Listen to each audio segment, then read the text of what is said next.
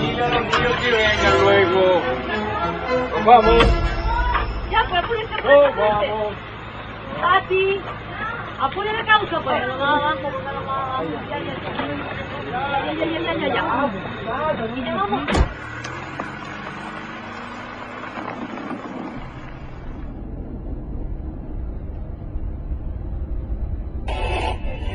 El crecimiento económico de Chile para este año supera todo lo esperado, convirtiendo a Chile en una de las economías más sólidas. Seguimos siendo modelo de progreso para el mundo. ¿Cómo es que llegamos a ser un país tan bacán, Tata, si antes era un país tan pobre? Esto comenzó hace muchos años, cuando ustedes no habían nacido. ¿Con la guerra del Pacífico? No, no tan atrás. Comenzó en el año 1973. Ese es un periodo de nuestra historia que hasta ahora ha sido muy, pero muy mal contado. ¿Y tú te la sabes o no, Tata? Claro que sí, pues yo me la viví en cuerpo y alma, mijo. Entonces cuéntala, pues, Tata. Cuéntala, Sí, Tata, Ya. Que la Mira, cuente. todo empezó en esos tiempos, en que el mundo estaba, fíjate, dividido entre capitalismo y comunismo. ¿Y qué es el capitalismo, Tata? Capitalismo, mira, es un basurero lleno de autos, casas, artículos eléctricos y comida. ¿Y el comunismo? Bueno, es lo mismo, el mismo basurero, pero sin nada. Causas. En 1970, el mundo se encontraba dividido entre dos ideologías políticas antagónicas e irreconciliables: la democracia y el comunismo marxista. Las dictaduras marxistas ya habían subyugado a la ex Unión Soviética, Alemania Oriental, China y Cuba, e intentaban extender sus dominios hasta América Latina. Ese año, el comunismo marxista vio la oportunidad de tomarse Chile fácilmente, accediendo al poder por la vía democrática del voto ciudadano, de la mano del líder de la Unidad Popular, el socialista Salvador Allende Gossen. Pero esta historia comenzó un poco antes, cuando en 1964 fue elegido presidente de Chile el demócrata cristiano Eduardo Frei Montalva, cuyo gobierno pavimentó el camino para la entronización del marxismo en el país. Al siguiente año, en la Universidad de Concepción, nacía el movimiento terrorista MIR. Las huestes comunistas, después que fueran proscritas y desarticuladas por el presidente Gabriel González Videla, habían logrado nuevamente reorganizarse. Mi teoría era muy clara y muy sencilla, y creo que es la única manera de defender la democracia en el mundo. Y es que la libertad que da la democracia no puede servir para ser destruida. Y usted, al darle cabida a un comunista y otorgarle los derechos y las libertades que tiene un demócrata, sencillamente usted lo que está es sentenciando a muerte a la democracia, como lo ha demostrado el Partido Comunista en todo el mundo.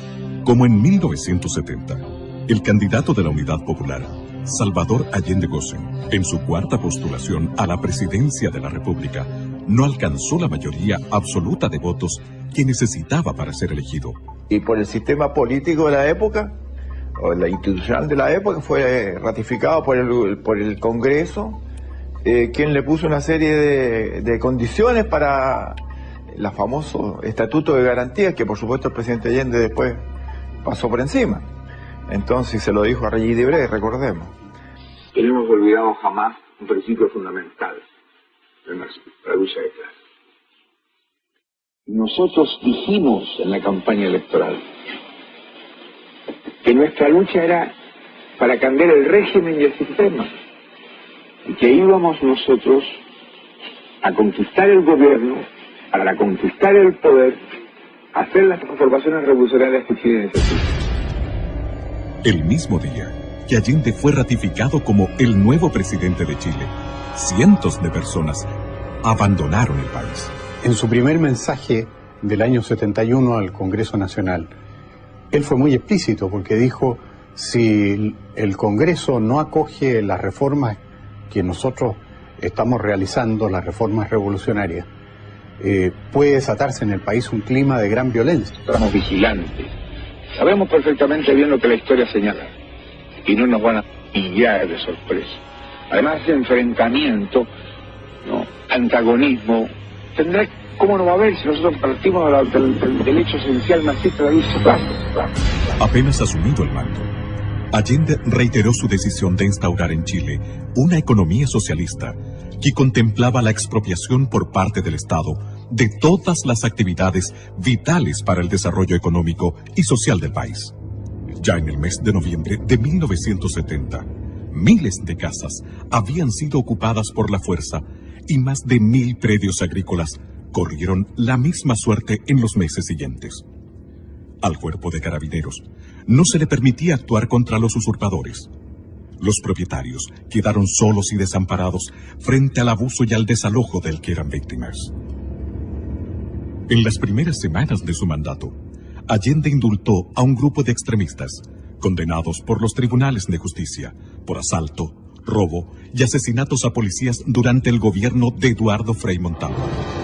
Allende los calificó como jóvenes idealistas. Uno de los indultados, más tarde, en junio de 1971, asesinaría en plena vía pública al ex vicepresidente de la República, el demócrata cristiano Edmundo Pérez Sujovic. El tipo se bajó con una ametralladora ya a punto de disparar, se puso al lado de papá y le disparó a escasos centímetros. A lo anterior, se agregó una errónea decisión económica. Allende incrementó bruscamente el gasto público, financiándolo por medio de una descontrolada sobreemisión monetaria del Banco Central, que en ese entonces se produjo una de las peores crisis económicas que tenga recuerdo Chile. Fue una época bastante difícil, porque junto con el directorio de la CIMET muchas veces fuimos al Ministerio del Interior a reclamar, ¿no es cierto?, para que nos dieran fuerza pública. Las tomas no eran solamente la gente del interior de la fábrica, normalmente eran tomas hechas por gente del exterior de las empresas. Y ahí se crearon los cordones industriales de Vicuña Maquena, de Cerrillo, con criterios políticos. Pero eso no implica que esas empresas vayan a ser autónomas y vayan a tener independencia para producir. No. Nosotros somos y seremos partidarios de una economía centralizada. Las empresas tendrán que desarrollar los planes de producción que fije el gobierno. Allende promovió la creación de fuerzas paramilitares clandestinas, alentando la vía armada, los saqueos, las tomas de terrenos y predios para llevar a cabo la reforma agraria. Hubo asesinatos en todo el país, estados de emergencia, cadenas obligatorias de información, culminando con la internación de armas clandestinas que provocó una total inseguridad ciudadana. Muchas veces él en distintos discursos, porque era un hombre que tenía mucha facilidad de palabra, hablaba en distintas ocasiones, iba a poblaciones, ahí manifestaba en largas peroratas manifestaba sus puntos de vista con mucha elocuencia. Dijo frases tales como si hay una revolución reaccionaria, armas tendrá el pueblo. Corrían tiempos complejos, difíciles de imaginar para las nuevas generaciones de chilenos. La ciudadanía debió soportar innumerables atropellos, privaciones y temores.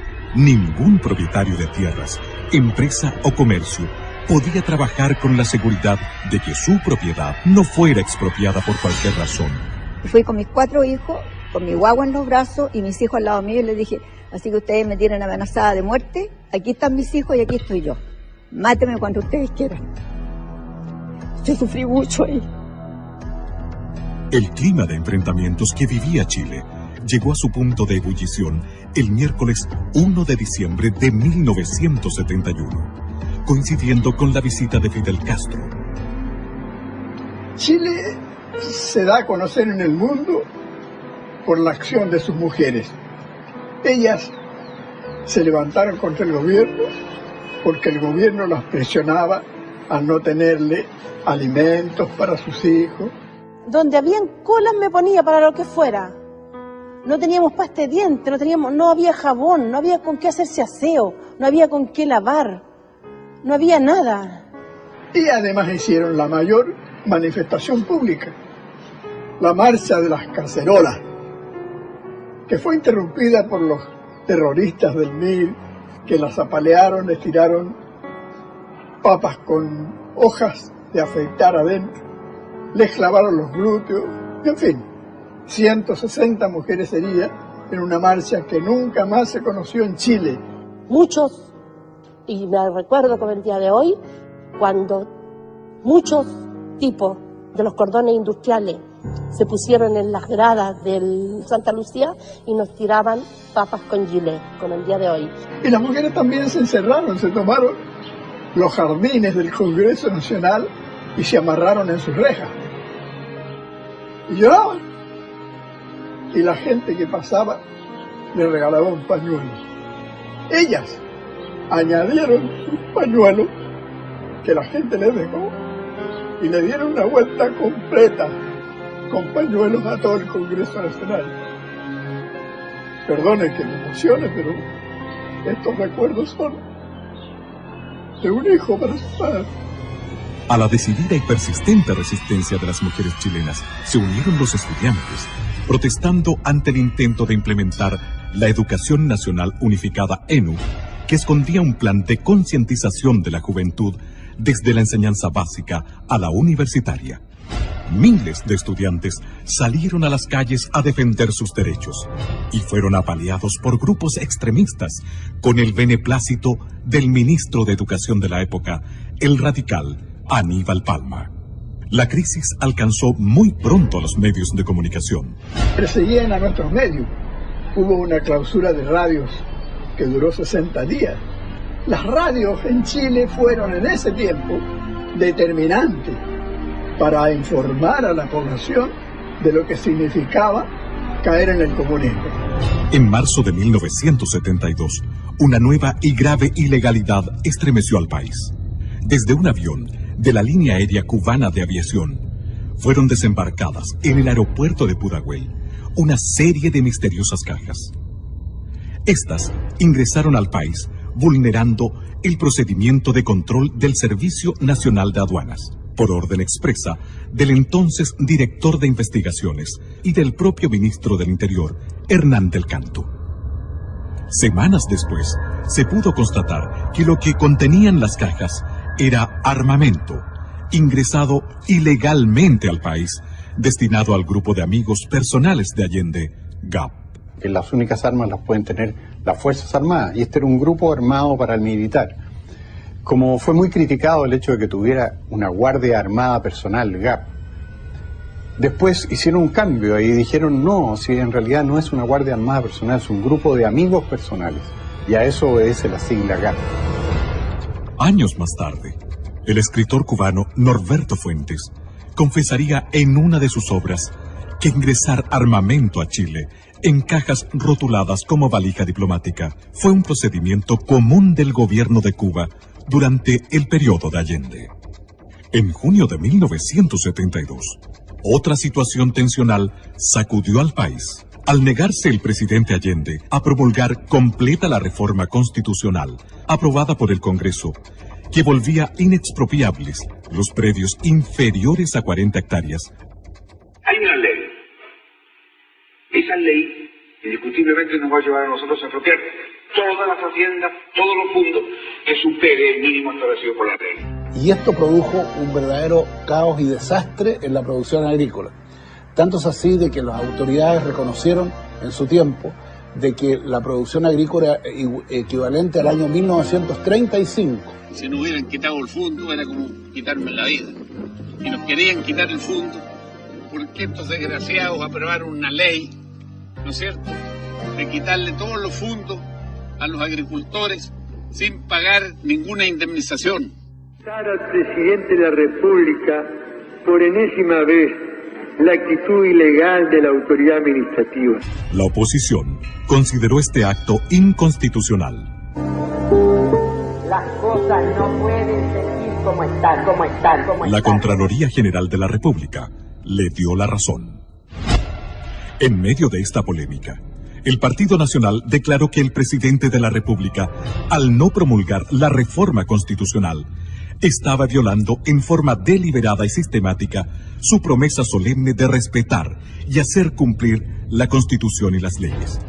¿Se imaginan ustedes cómo fue esto? En esos momentos en que había una efervescencia nacional, estuvimos a punto de una revolución. En el mes de octubre de 1972, en medio de una inflación galopante que superaba el 260% anual y ante la posibilidad de ser estatizados o ir a la quiebra, la agrupación de dueños de camiones inició un paro nacional. Querían seguir trabajando, había una persecución tremenda, si tú no eres comunista o socialista, preso, ¿ya? Y vino una sensación de inseguridad familiar primero, y después de todos los camioneros que son bravos para sus cosas. Comenzó a fallar la benzina. No le entregaban combustible a los camioneros, que éramos de una línea, ¿ya? Entonces, él formó el Mopare, que era una asociación de dueños de camiones, pero del lado contrario, ¿ya?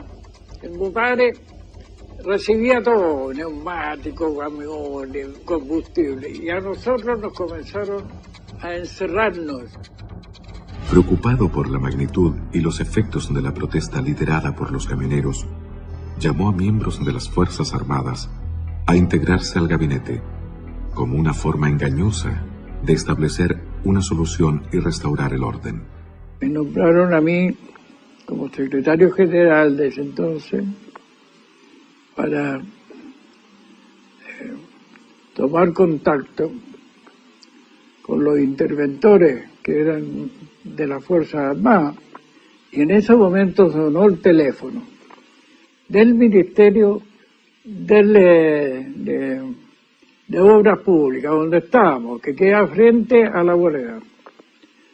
Era el presidente de la República que habló con el ministro Meolín y le preguntó: ¿sabe usted dónde podemos encontrar a Jorge Álvarez? Dígale a Jorge Álvarez, porque así hablaba, que venga inmediatamente aquí a La Moneda. Entonces me dice: mire Álvarez, me dijo, soy un convencido que cada hombre tiene su precio. Decirme a mí esa weá. Y por lo tanto yo le voy a hacer un ofrecimiento a usted, con tal que me pare el paro. Que los camiones salgan mañana a trabajar. Y yo le hago depositar a usted en Nueva York, en una cuenta ultra secreta, $1 millón. Yo lo llevo mirando un rato. Si no está de acuerdo, 2 millones, me dice. A los camioneros se agregaron luego todos los sectores productivos, paralizando por completo al país. Era obvio que íbamos por un muy mal camino, íbamos en dirección a una confrontación dentro de los chilenos, una guerra civil. Para el presidente Allende, esta crisis fue el verdadero anuncio de que la revolución marxista se le escapaba de las manos. En medio de la anarquía reinante, surgieron los comandos de extrema derecha como respuesta al desenfreno con que actuaban la Guardia de Amigos Personales de Allende GAP y las brigadas marxistas. Los enfrentamientos entre grupos antagónicos se sucedían sin previo aviso en los campos, en las carreteras y hasta en el centro de Santiago y otras ciudades. A fines del año 1972, la crisis económica y alimentaria en Chile se hizo insostenible. El gobierno de la Unidad Popular comenzó a preparar a la población para un plan de racionamiento de alimentos, combustibles y energía. La ola estaba creciendo y el desenlace, fuera cual fuere, tenía mal pronóstico. Las Fuerzas Armadas estaban inquietas ante el caos absolutamente visible y palpable, pero se mantenían observantes, fieles a la Constitución, sin intervenir pese al clamor popular que les imponía abruptamente hacer algo. La manera más gráfica y clara de saber lo que ocurría al interior de ellas se devela en alguno de los párrafos de un extenso memorándum confidencial del ejército emitido en 1973 que decía: se ha perdido el respeto por la vida humana, se mata sin temor ni escrúpulo. La propiedad privada tampoco es respetada. El gobierno no da sintonías de desear poner un fin drástico al extremismo en todas sus organizaciones. Las Fuerzas Armadas se sienten íntimamente engañadas y frustradas al constatar que grupos extremistas adversos que no vacilan en atacarlas y socavarlas actúan con el beneplácito de miembros del partido de gobierno. Se ha pasado a una nueva etapa de enfrentamiento en el que las Fuerzas Armadas han sido agredidas y penetradas. Se estima que la guerra no convencional ya ha comenzado. El 21 de mayo de 1973, al hablar en el Estadio Nacional ante sus enfervorizados seguidores, Allende afirmaba que, utilizando primero la ley, haré uso luego de la violencia revolucionaria si fuera necesario. Carlos Altamirano, que era probablemente el más exaltado de los elementos del gobierno de la Unidad Popular, le confesó a la periodista Patricia Pollicer en un libro que se llama Altamirano, cómo era la distribución de los elementos armados que tenía cada partido de la Unidad Popular. Y de esa cuenta uno saca la conclusión de que ellos tenían unos 10.000 hombres en armas. Yo me acuerdo que me regalaron, como recuerdo, una boina de un capitán de ejército cubano que había estado combatiendo contra nuestras fuerzas y había obviamente perdido la vida. Este ejército ilegal que se estaba preparando para un golpe que iba a permitir que la Unidad Popular se hiciera de la totalidad del poder. ¿Dónde estaban esos políticos cuya responsabilidad primordial, si no única, es la de velar por la paz, por la seguridad y por el progreso de la comunidad que los eligió? Cuando el Partido Socialista dice en su Congreso Anual de Chillán en 1961 que no descarta la toma del poder por las armas, y lo vuelve a repetir en los congresos de los años siguientes. Repentinamente, el 29 de junio de 1973, un regimiento blindado de Santiago se rebeló en el llamado Tanquetazo e invadió el perímetro de seguridad del Palacio de la Moneda. El levantamiento fue dominado en pocas horas por el mismo ejército, pero tuvo la virtud de revelar la verdadera actitud e intenciones del presidente Allende. Yo estoy aquí, en Tomás Moro, dijo por radio, con los elementos suficientes para defendernos. Llamo al pueblo a que se tome las industrias, todas las empresas, que estén alerta, que se vuelquen al centro, pero no para ser victimado. Que el pueblo salga a las calles, pero no para ser ametrallado. Que lo haga con prudencia, con cuanto elemento tenga en sus manos. Si llegó la hora, armas tendrá el pueblo. Pero nosotros estamos alerta y tenemos que decirle a todos los que estén en actitud vigilante. Y por eso en la concentración de esta tarde yo voy a plantear algunos aspectos en que el pueblo debe tener más conciencia.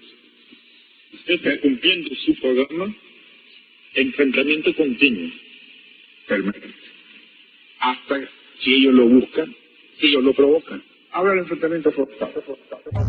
El viernes 6 de julio de 1973, el expresidente de Chile, Eduardo Frei Montalva, que fuera señalado por Pablo Neruda como el general civil del 11 de septiembre, reunido con los representantes de la Sociedad de Fomento Fabril, puso el dedo en la llaga al manifestar: el país está desintegrándose y si no se adoptan urgentes medidas rectificatorias, fatalmente se caerá en una cruenta dictadura marxista a la cubana. Nada puedo hacer yo, ni el Congreso, ni ningún civil. Desgraciadamente, este problema solo se arregla con fusiles. Y a continuación dijo: les aconsejo plantear sus aprehensiones directamente a los comandantes en jefe de las Fuerzas Armadas. Ojalá hoy mismo. El 22 de agosto de 1973, la Cámara de Diputados del Congreso Nacional aprobó e hizo público el acuerdo que expresaba la desaprobación del ente legislativo ante las circunstancias y evidencias de lo que estaba ocurriendo en Chile, afirmando en alguno de sus párrafos que el gobierno no ha incurrido en violaciones aisladas de la Constitución y de la ley, sino que ha hecho de ello un sistema permanente de conducta, atropellando sistemáticamente las atribuciones de los demás poderes del Estado, violando reiteradamente las garantías que la Constitución asegura a todos los habitantes de la República y permitido y amparado la creación de poderes paralelos y legítimos que constituyen gravísimo peligro para la nación.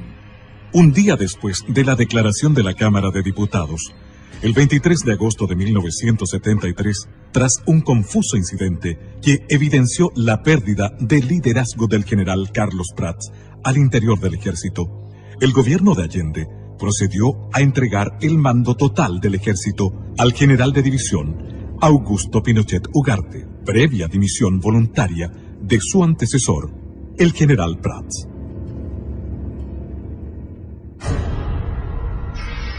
Pronunciamiento militar y estado del país al recibirse. Al asumir el general Augusto Pinochet Ugarte como comandante en jefe del ejército, las piezas claves del porvenir de Chile se ubicaron en el lugar justo, en el momento preciso.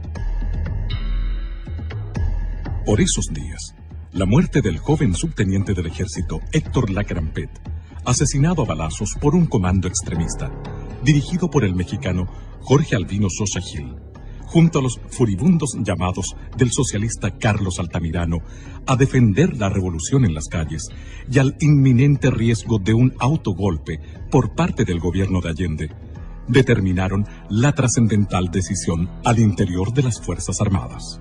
Los oficiales, suboficiales, clase y soldados no tienen la obligación de prestarle obediencia. El 7 de septiembre de 1973, el almirante José Toribio Merino hizo llegar a manos de los generales Lee y Pinochet un mensaje claro y decisivo de su puño y letra.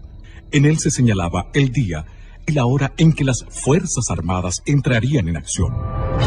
Los generales en jefe firmaron el documento comprometiéndose con la liberación de Chile. El día 10 de septiembre, a las 16 horas, zarpaba desde Valparaíso la Escuadra Nacional para integrarse a las maniobras navales internacionales UNITAS. Y cuando me recibo de guardia en la noche, me doy cuenta que vamos con rumbo absolutamente contrario al que yo inicialmente suponía que debíamos ir para reunirnos con los buques de la Marina Norteamericana con la cual íbamos a hacer el ejercicio UNITAS. Y allí entonces se me entrega un papel donde dice las Fuerzas Armadas han decidido tomar el control del país. Y a este buque, que era el destructor Cochrane, le ha correspondido tomar el control del puerto de San Antonio. Ese mismo día, la totalidad del contingente del ejército se acuarteló en sus unidades. Al conocerse al día siguiente el fallo de la Corte Suprema respecto al desafuero del senador socialista Carlos Altamirano. Estas dos situaciones aparentemente fortuitas favorecieron el factor sorpresa de la acción liberadora, disminuyendo el riesgo de un mayor derramamiento de sangre.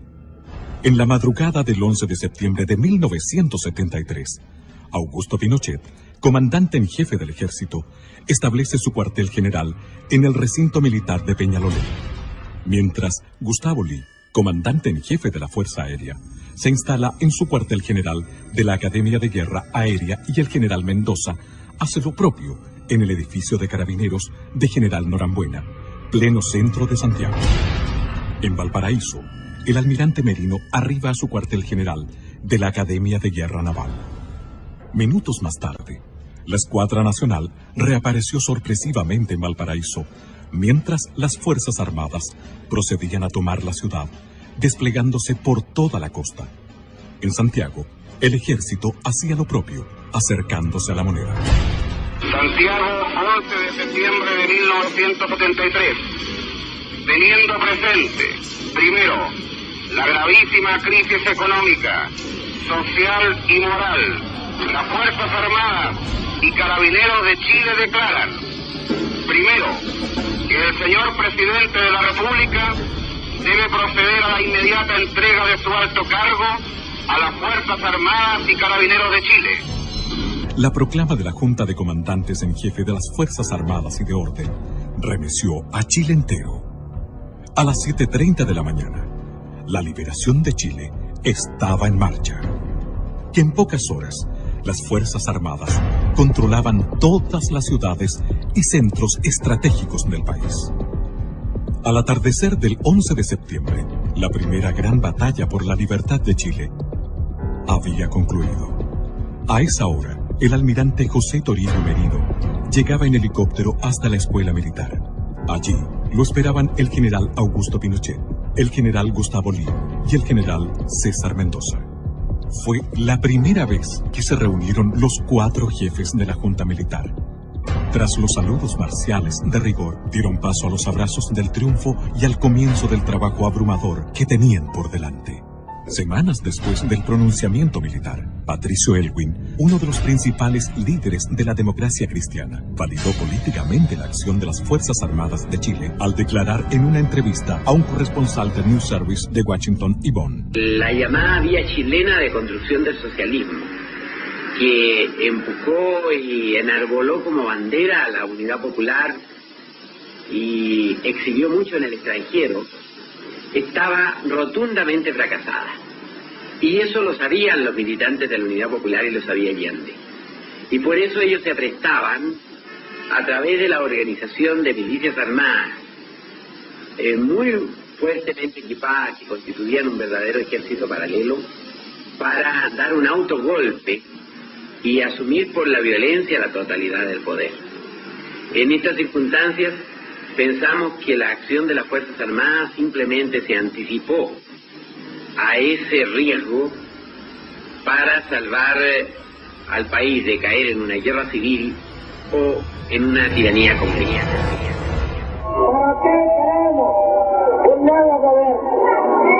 Queremos un nuevo gobierno para que venga a haber seguridad en la familia chilena, para que las mujeres puedan dedicarse a tu casa y a tus hijos y no tengan que estar perdiendo horas y horas, días enteros, en hacer la cola del aceite, la cola de la harina, la cola del azúcar, la cola del pan.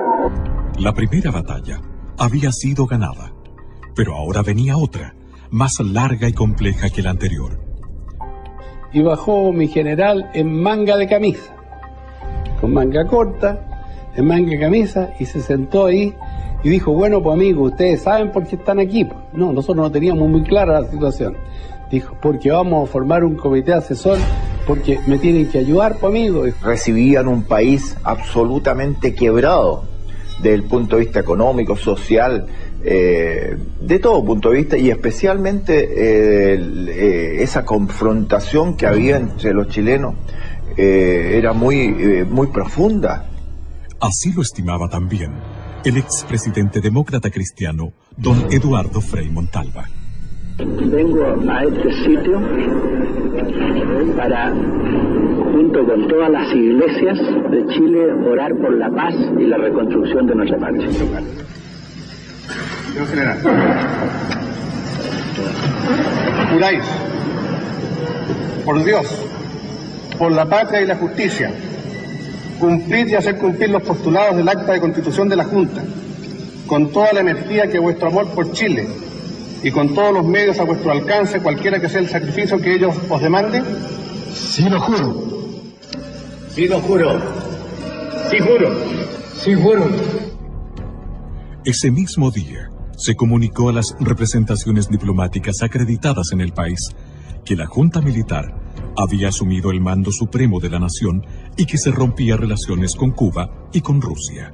El expresidente Eduardo Frei Montalva declaraba al diario madrileño ABC: el marxismo, con conocimiento y aprobación de Salvador Allende, y acaso por instigación de Allende, había introducido en Chile innumerables arsenales que se guardaban en viviendas, oficinas, fábricas, almacenes.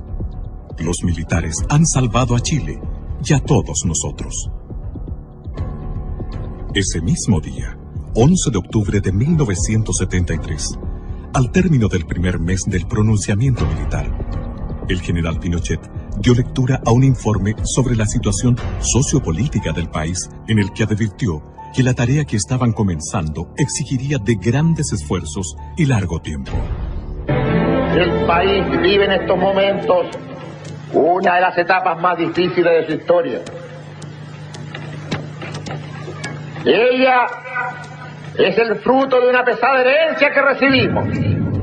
Las palabras del general Pinochet, refiriéndose a que no había plazos ni fechas claras acerca del término de su misión al mando de Chile, no fueron bien recibidas por la clase política chilena, en especial por los partidos de centro que esperaban ser beneficiados con una entrega inmediata del poder por parte de las Fuerzas Armadas. Hasta el mes de julio de 1974, Chile fue conducido por un poder ejecutivo colegiado, en el cual compartían responsabilidades los 4 miembros de la Junta. En esta fecha, mediante el Decreto Ley 806, el general Pinochet recibió el título de Presidente de la República. En tanto, la Junta quedó investida de poderes constituyentes y legislativos. Leyes. El poder legislativo, encabezado por el almirante José Toribio Merino, en 17 años de las Fuerzas Armadas y Carabineros de Chile, tuvo el promedio de aprobar una ley cada 3 días. En 17 años de gobierno de las Fuerzas Armadas y Carabineros, se promulgaron 4.652 leyes. En 21 años de gobiernos políticos, se han promulgado 1.556 leyes.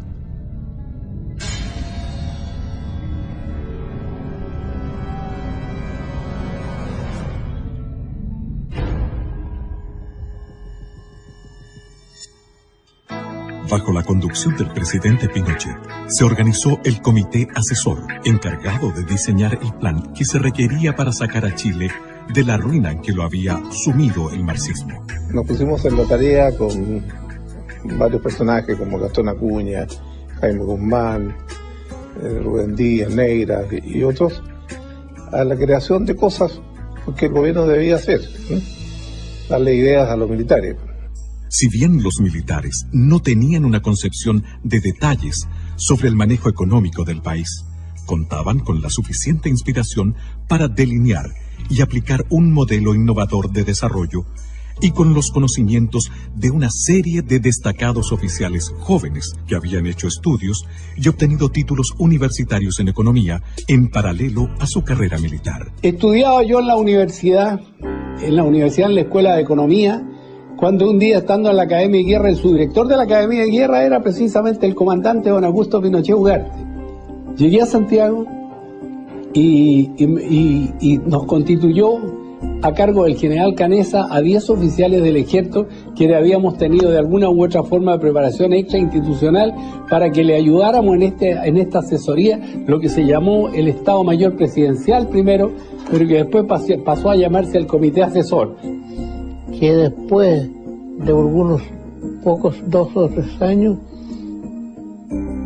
se transformó en el Ministerio Secretaría General de la Presidencia. No teníamos ni dónde almorzar, ¿se acuerdan? Y nos daban un rancho como Carabino. ¿Qué íbamos a alegar? Así nació esta cuestión, de a poquito, de a poquito, de a poquito. Así, asesorado por su propio staff y por la pericia de un grupo de jóvenes y brillantes economistas, egresados de la Universidad Católica de Chile, con postgrado en la Universidad de Chicago, y del propio Milton Friedman, el presidente Pinochet asumió este desafío, firmemente convencido de que era el único modo posible de levantar al país en corto tiempo. El 14 de septiembre de 1973 se integró a este equipo el economista Sergio de Castro, asesor del ministro de Economía Fernando Lenis y uno de los redactores del célebre documento denominado El Ladrillo, que más adelante se convertiría en el líder de los economistas liberales que diseñaron y dieron vida al milagro chileno. Los militares ordenaron todo este asunto del país. Estoy escuchando su conversación y sabe que lo más importante es que una vez que los militares ingresaron al gobierno, automáticamente el marxismo se terminó. Y la guerra también. Ojalá hubiese sido así, porque a partir del 11 de septiembre del 73 se renovó con mayor fuerza la guerra irregular. Tata, ¿qué es la guerra irregular? ¿No son tan guerras? Mira, son guerras no como las tradicionales, es cuando no se ve el enemigo de cara. Eso es terrorismo, es lo que pasa con las FARC, con los talibanes. Chuta, ¿y eso pasó aquí en Chile, Tata? Sí, y muchas cosas más, porque a partir del 11 de septiembre del 73 vinieron muchos problemas, pero hay muchos que lo niegan. ¿Sabes, Tata? No entiendo nada. No te preocupes, yo te voy a explicar. La guerra irregular, atentado al presidente y Carrizal Bajo. Durante el gobierno de Allende, el senador comunista Volodya Teitelboy comentó públicamente que morirían entre 500.000 a 1 millón de chilenos al estallar la guerra civil. Yo recuerdo el mismo 11 de septiembre, por el puesto en que a mí me tocó ir a servir, cuando trajeron el armamento recuperado de la casa del presidente de la República, de Tomás Moro, y aparecieron los fusiles AK-47, los famosos Kalashnikov, este fusil tan en esos años propio del Pacto de Varsovia, o sea, toda la gente de la órbita soviética. Si esta guerra civil nunca llegó a cumplir su sangriento objetivo, fue gracias al trabajo de los servicios de seguridad e inteligencia de las Fuerzas Armadas y de Orden, las que debieron enfrentar un largo estado de guerra irregular que costó la vida a varios de sus miembros. Evidentemente que existía una guerra no regular, una guerra no declarada, pero existía. Nosotros los carabineros sufrimos muchas bajas, nos mataron mucha gente. Todo ese impacto nos llevó a concluir de que habían estas bandas organizadas con mucho poder y hubo que organizar servicios de seguridad que lucharon intensamente contra esa gente y no como se dice actualmente se luchó contra los opositores del gobierno militar, ¿no? Por consecuencia, esto los obligaría a aceptar que el calificativo recurrente de asesinos en realidad se lo merecen quienes armaron a jóvenes inexpertos para enfrentarse al ejército institucional y no los miembros de este, que por obligación profesional debieron reprimir a un ejército irregular. Hoy puedo afirmar que por suerte no obtuvimos la victoria, porque de haber sido así, teniendo en cuenta nuestra formación y el grado de dependencia con Cuba, hubiéramos ahogado el continente en una barbarie generalizada.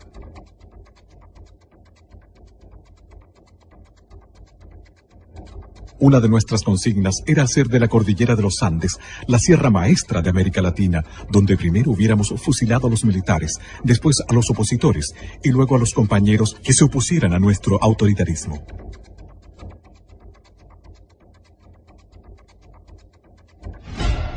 Este estado de guerra irregular solo fue evidente para la ciudadanía a través de algunos hitos que trascendieron hacia la opinión pública, como los secuestros y asesinatos de relevantes personajes del quehacer nacional. El decomiso de los arsenales clandestinos de Carrizal Bajo y el intento de magnicidio contra el presidente de la República. Todo esto se prepara a fines del 83. Ahí comienza a armarse, junto con la creación formal del Manuel Rodríguez, del movimiento Manuel Rodríguez. Esta era una cooperación revolucionaria de Fidel Castro al Partido Comunista. O sea, aquí el Partido Comunista en el año 86 era sí o sí. El régimen militar tenía que terminar, a como diera lugar. Pese a que la Constitución de 1980 dejaba establecidos los plazos para transferir el poder a quienes el pueblo eligiera en los procesos electorales de 1988 y 1989, como efectivamente sucedió, el 14 de diciembre de 1983, surgió la organización autodenominada Frente Patriótico Manuel Rodríguez. ¿Estas armas de dónde venían? Estas armas eran armamento del ejército de Estados Unidos abandonado en Vietnam. Y eso pudo determinarlo un peritaje del FBI. Estas armas fueron llevadas a Cuba, fueron entregadas a Cuba. Y Cuba lo reconoce en más de alguna publicación que se han hecho, en barcos pesqueros de alta mar, los trajeron a las costas chilenas. Sabemos aproximadamente por la cabida que tenían las dos goletas, que ingresaron alrededor de 70 a 80 toneladas y se lograron pesquisar entre 55 a 60 toneladas. El resto o está en la zona o está repartido. Por lo que se ha escuchado, dice que esas armas están en algún lugar y bien guardadas y bien mantenidas. Esta fue una larga investigación, hubo más de 60, 70 procesados, detenidos, fueron condenados, y los más importantes de estos se fugaron en una gran fuga de febrero o enero del año 90. Y los otros, bueno, los otros están amnistiados, indultados, desde luego ninguno en Chile. Ahora, ¿qué iban a hacer con 4.000, 5.000 M-16? ¿Tenían 4.000, 5.000 combatientes? Había mucho combatiente preparado. Mucho combatiente preparado en Cuba, en Angola, en Nicaragua. Habían oficiales que sí prepararon esto. El propio atentado al general Pinochet, no le quepa la menor duda, que fue preparado por oficiales de Estado Mayor cubanos. El cohete Low para un tanque. El cohete Low genera de 2.000 a 3.000 grados Celsius. Era para que no hubiese salido nadie vivo. ¿Por qué? Porque la carretera era de 2 pistas, una ida y una de vuelta. Cerraron una pista con un vehículo, con una casa rodante. Al otro lado había una quebrada de 200 metros. Había un pequeño murallón de 20 metros al otro lado. Y por el camino hacia el oriente lo cerraron con una camioneta Loop con 6 hombres, con Low y con M-16. Eran alrededor de 21 o 22 hombres. A uno de los vehículos adelantados los carbonizan con un Low. Los matan a los 4 que han convertido en carbón. Miguel Pinochet iba en un Mercedes-Benz. Iban 2. Ellos no sabían en cuál de los 2 iba, pero eran autos blindados. Y les dispararon por todos lados, le tiraban granadas, los autos saltaban. La reconstrucción de escena estaba clarísimo. Pero los autos resistieron absolutamente. Y cuando llega el momento en que uno le dispara un Low, esos que paran un tanque, ahí yo creo absolutamente en los milagros, pero en este caso es un milagro científico, que el Low, para prepararse, entonces para explosar, requiere de un mínimo de distancia, requiere a lo menos 25 a 30 metros para prepararse, porque si no, muere el tirador. Bueno, aquí este hombre se acercó para asegurar el blanco y disparó a 10 metros. Y el Low no estalló. Este vil atentado costó la vida a 5 integrantes de la escolta presidencial y dejó inválidos a otros 12. Sin embargo, una vez más, la divina providencia, junto al coraje y la rápida reacción de los escoltas, no permitieron que se concretara el magnicidio, y el presidente Augusto Pinochet y su nieto de 11 años, Rodrigo García, que le acompañaba en esa oportunidad, resultaron ilesos. Y al último momento, yo no sé por qué le grité todavía por un vidrio, por una ventana: sube al niño en el auto tuyo. No iba a ir, el niño iba a ir con el médico. Y yo no sé, porque si no, Augusto se habría bajado. Si no va con el niño, se baja y lo matan, por supuesto. Pero Rodrigo tenía mucha pena porque había visto morir a los escoltas. Él al principio lo veía como que fuera una cosa irreal, como de televisión. Así lo veía él al principio. Después se dio cuenta que era real. Y le dije: mira, hijo, tienes 2 opciones. O esto te amarga la vida, o simplemente lo tomas como una prueba que Dios te da y maduras y lo tomas positivamente o negativo. Es tu elección. Al hacerse público este cruel atentado en contra del primer mandatario de la República, la ciudad de Santiago se volcó a las calles en una marcha que congregó sobre 700.000 personas que desfilaron durante 8 horas frente a su presidente. Destacando las escarapelas del partido Avanzada Nacional, bastión nacionalista que llegó a tener 122.000 militantes.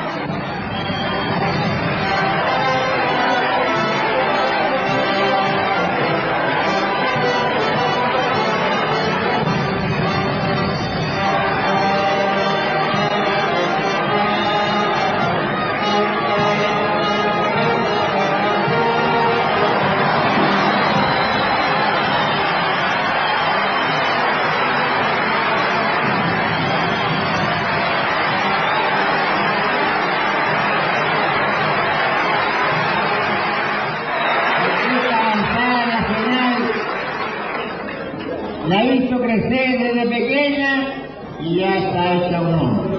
Pero debo hacer darle la energía suficiente para que sea la primera, el primero de los partidos políticos. Surgió precisamente Avanzada Nacional, como he dicho, el 21 de mayo de 1987, con el propósito de contribuir a la tarea histórica de la reconstrucción nacional. Reconstrucción nacional que inició,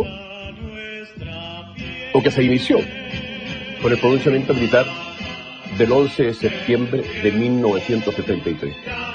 Después de sufrir el más vil atentado que me ha permitido seguir viviendo para luchar por la libertad de nuestra patria, reitero que, mientras él me lo permita, emplearé todas mis energías al servicio de esta tierra que tanto. Qué heavy, tata. Mansa historia que no conocíamos. Creo que yo no me sabía la historia completa.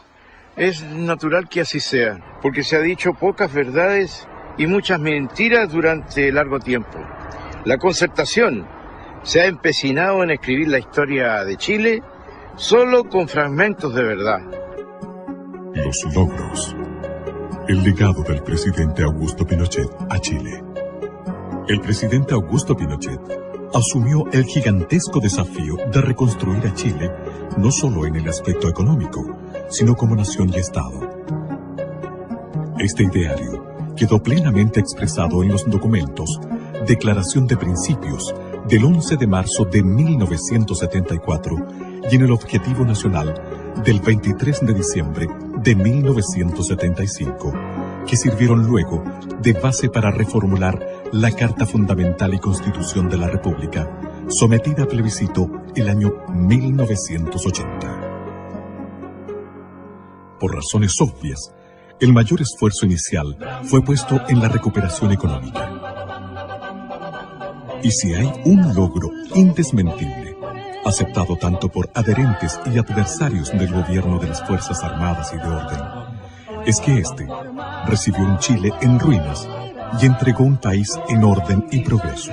Cuando en el resto del mundo, en prácticamente todo el mundo, existía una política muy estatista, muy socialista, en que era absolutamente distinta de esta economía. En el mismo Chile, la economía estaba absolutamente fijada y manejada, estaban fijadas las tasas de interés, estaban fijados 3.500 precios, sencillamente estaba desconocida prácticamente la propiedad privada.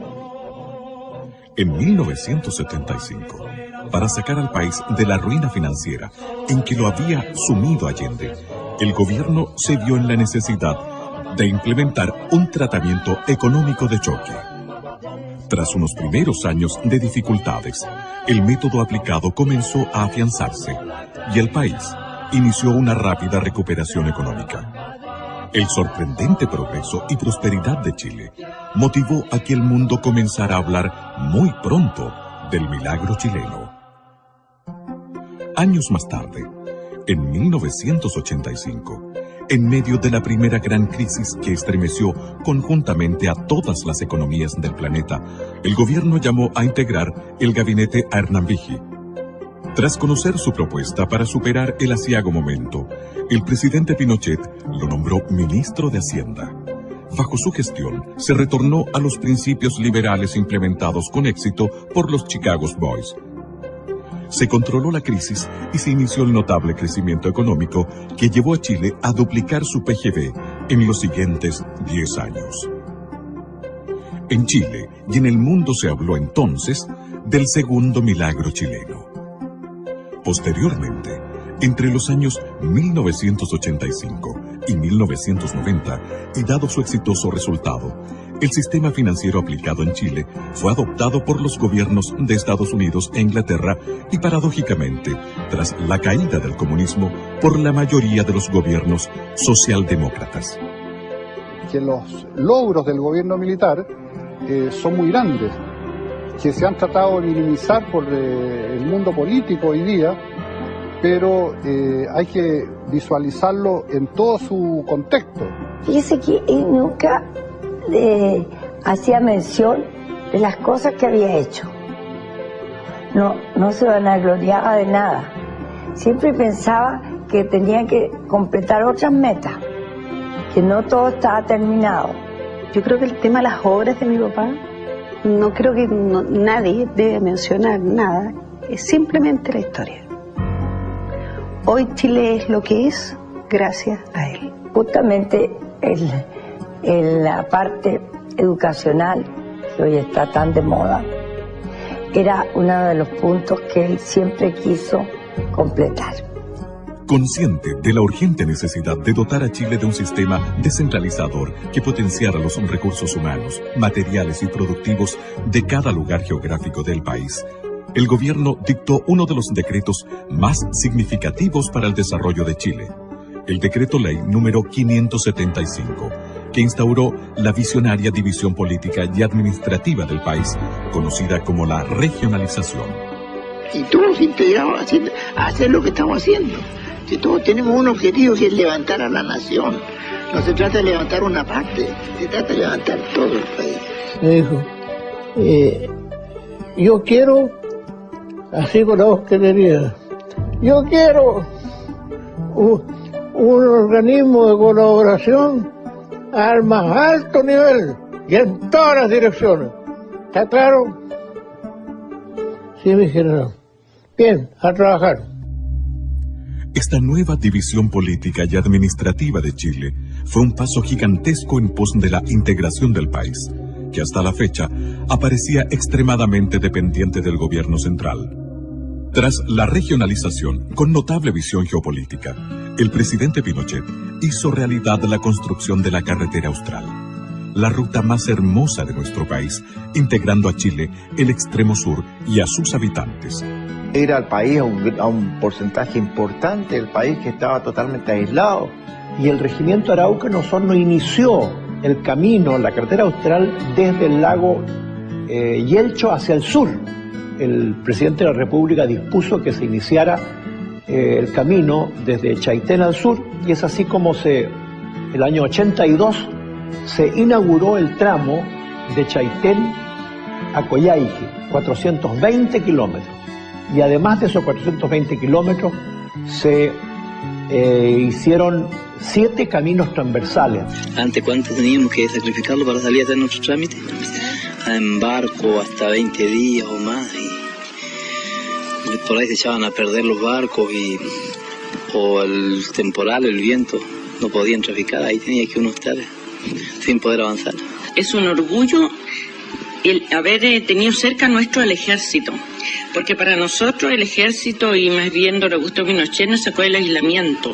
Antiguamente Chile llegaba a Puerto Montt y nosotros supimos que en realidad éramos chilenos cuando llegamos a ver, cuando llegó el ejército había Murta desembarcarse en una barcaza y ver uniformados que nos dijeron que nos sacarían del aislamiento. A él le gustaba estar con la gente. Yo le digo una cosa, el general Pinochet recorrió la carretera austral todos los años, 1 o 2 veces, ¿no? Entregó escuelas, tomó contacto con la gente, entregó centrales hidroeléctricas, entregó postas. Recorrió toda la carretera, pasó por la carretera.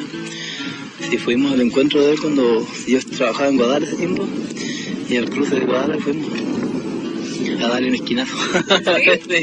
Esta región a él lo recordará por las grandes obras, porque es el único presidente que ha tenido Chile que se ha acordado de nosotros. Es el único que nos hizo una carretera austral, es el único que dio luz, que dio teléfono y que nos dio las comodidades que hoy tenemos.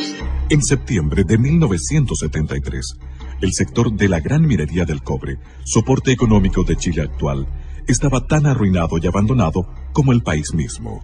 Cuando llegué a la minería, era un sector que estaba con una explotación bastante incipiente. Para muestra, darte un botón. No tenían dónde hacer la depositación de los relaves en el cobre. Y la depositación de relaves, lo mismo que a usted le entregan una casa sin alcantarillado. ¿Cómo sigue produciendo? Esa sola cosa obligó a hacer una serie de asuntos que sería imposible explicarle en 2 minutos, pero que significó un trabajo bárbaro. Durante el gobierno de don Eduardo Frei Montalva, se decidió que las compañías estadounidenses debían entregar al Estado el 51% del negocio, conservando ellas el 49% y también su administración, ya que en Chile no había conocimientos ni especialistas para administrar exitosamente este sector. En 1971, el gobierno de Allende expropió y nacionalizó la totalidad de las empresas mineras administradas por empresas extranjeras, acción que contó con el respaldo unánime del Congreso Pleno. La producción en cero, porque la producción, como había sido no una expropiación, sino que había sido una apropiación del capital norteamericano, los norteamericanos reaccionaron con la justicia y nos embargaron todas las cargas de cobre. Entonces lo que usted salía para afuera quedaba embargado en los puertos que llegaba. Por lo tanto, la entrada era cero. El presidente Pinochet concibió a las empresas que conformaban la gran minería del cobre como una entidad unitaria regida por una política general global, con objeto de maximizar la eficiencia y aprovechar la economía a escala. Así fue que en 1976, el Decreto Ley 1350 creó Codelco Chile. Para hacerse cargo de esta magna tarea, el presidente nominó al general Orlando Urbina Herrera, a quien sucedió más tarde el coronel Daniel Gastón Fres, como presidente ejecutivo. A fines de los años 70, Chile comenzó a despegar. La economía y el sector productivo daban claras señales de crecimiento y reactivación. En ese momento, el presidente Pinochet decidió abordar otras importantes reestructuraciones que Chile necesitaba para consolidarse como una gran nación. Llevó a cabo la modernización de la justicia a través de la reconstrucción del Poder Judicial y la modernización de la Tesorería General de la República, del Servicio Nacional de Aduanas y de la Casa de Moneda de Chile. Con el fin de dar normalidad a la economía nacional, se creó la Superintendencia de Bancos e Instituciones Financieras y la Superintendencia de Valores y Seguros. Lo principal o lo definitivo fue el aceptar e introducir, mejor dicho, la política de mercado, la llamada en ese momento política social de mercado, como su nombre lo dice. Anticipándose a las tendencias del mundo actual, redujo el tamaño del Estado y modernizó todas sus funciones.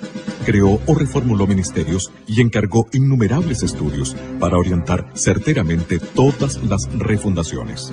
Se dio a conocer el mapa de la extrema pobreza en Chile. Un estudio encargado por el AODEPLAN y al Instituto de Economía de la Universidad Católica, con objeto de conocer la cantidad y distribución de los pobres en el país.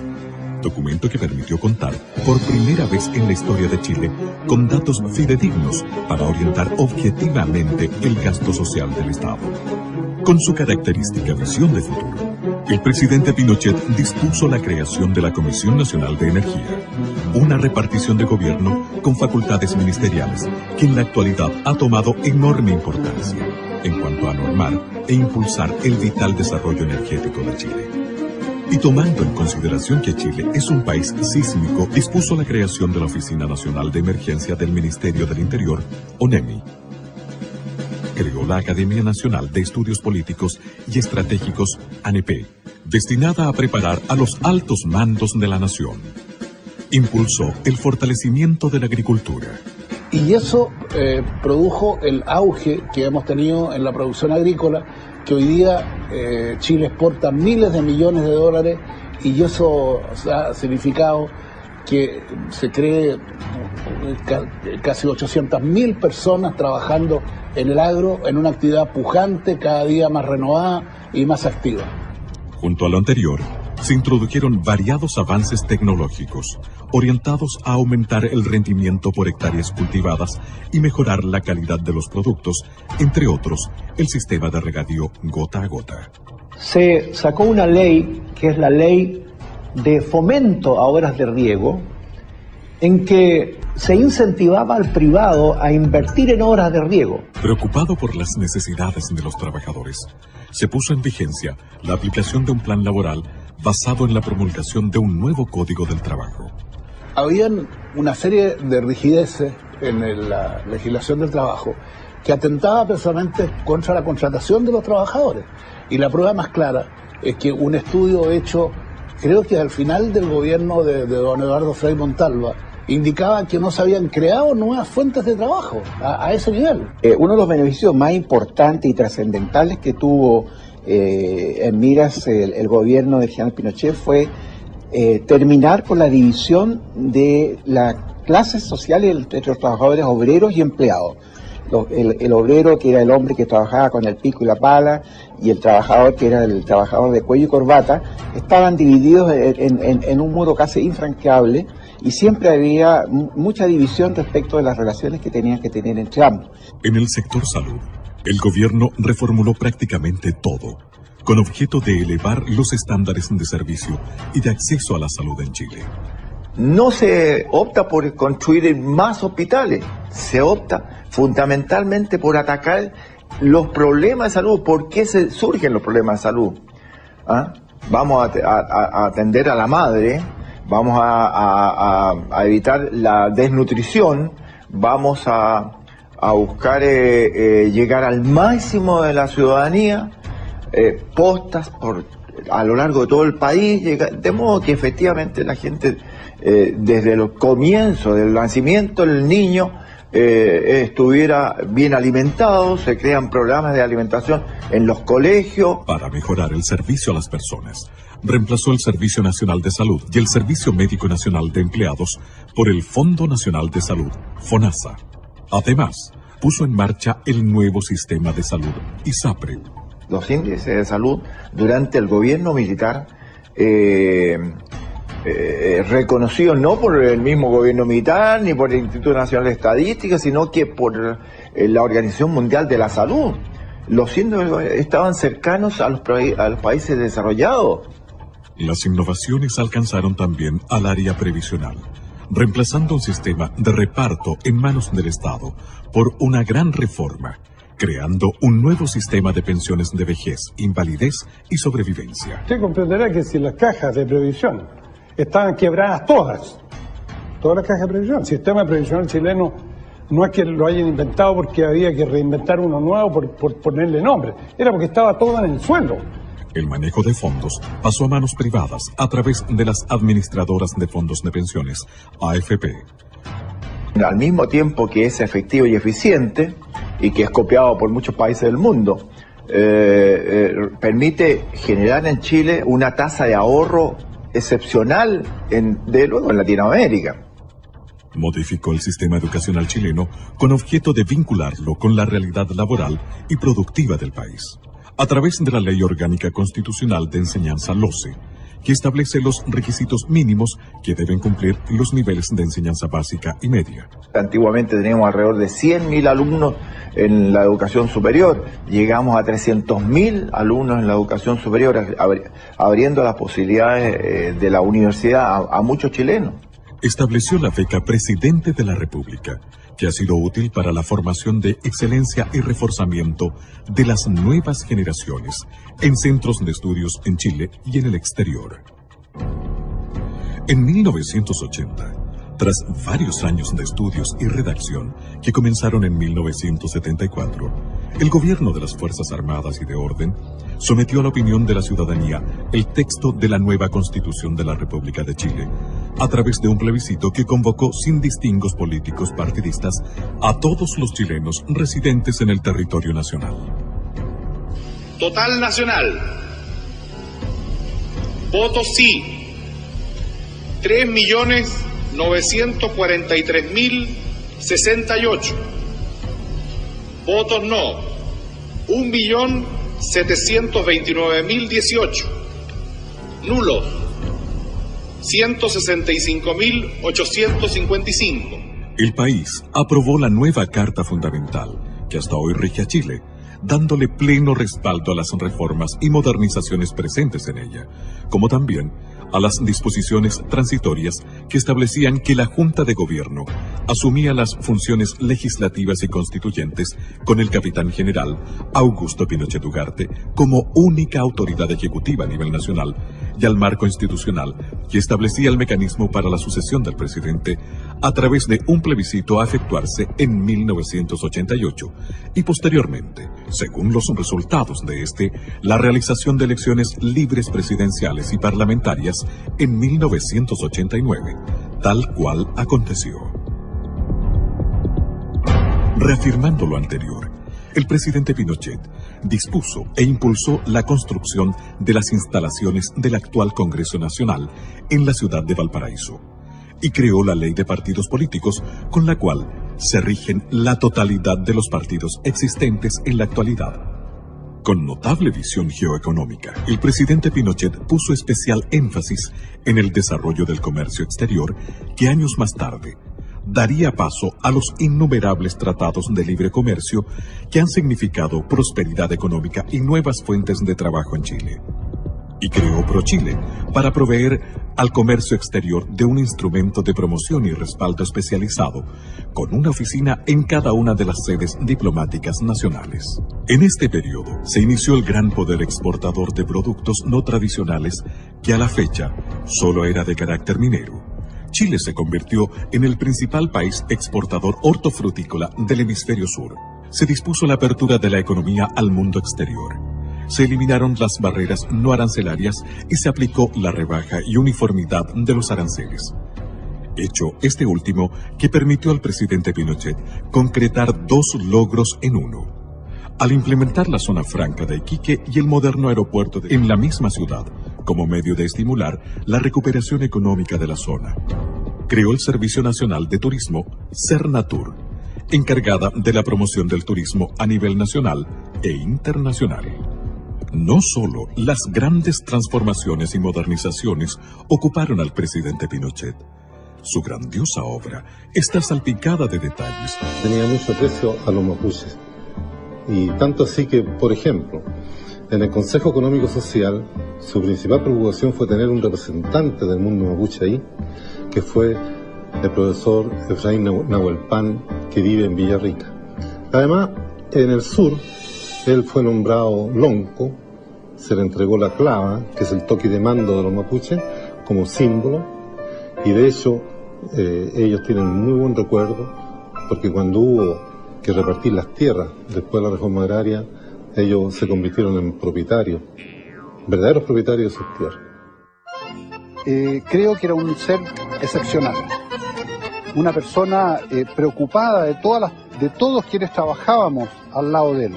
Siempre tenía una palabra de preguntar de cómo se encontraba la familia.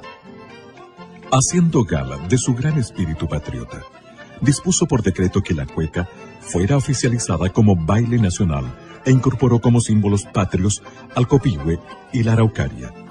Faltaba algo, faltaba que alguien le pusiera la marca, porque el animal con marca, ese tiene valor. Y fue así como mi capitán Augusto Pinochet Ugarte acordó firmar el decreto con fuerza de ley de que la cueca era la danza nacional. Fue el primer presidente de Chile en ejercicio en viajar a Isla de Pascua. En Rapa Nui había solo 1.200 electores, cifra a la que los políticos no le daban relevancia. Sin embargo, el presidente Pinochet, con su visión geopolítica, no lo consideró así y llevó a la isla progreso, fomentando el turismo y construyendo un hospital que en esos años tuvo un costo de $3 millones.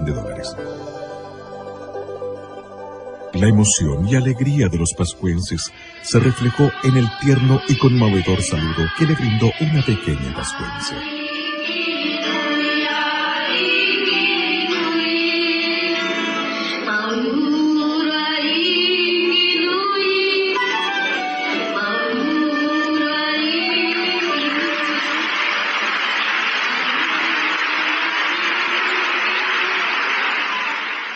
Es dable destacar que durante el gobierno del presidente Pinochet, en Chile se realizó la mayor cantidad de obras públicas y sociales que se haya gestado antes en el país.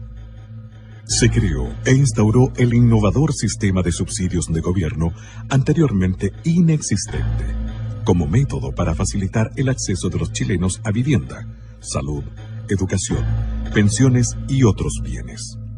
Se inició la erradicación de las poblaciones marginales, trasladándolas a lugares más saludables y hospitalarios. Se construyeron 550.000 viviendas que beneficiaron a 2.600.000 personas, entregando además 309.000 subsidios habitacionales. Fíjese que cuando asumió el gobierno militar, en agua potable había una cobertura de un 68%, y eso se entregó después de 17 años con una cobertura del 98% de la población chilena que tenía alcantarillado. De agua potable, perdón. Y alcantarillado había recién un 35% de cobertura cuando asumió el gobierno militar, y se entregó con un 75%.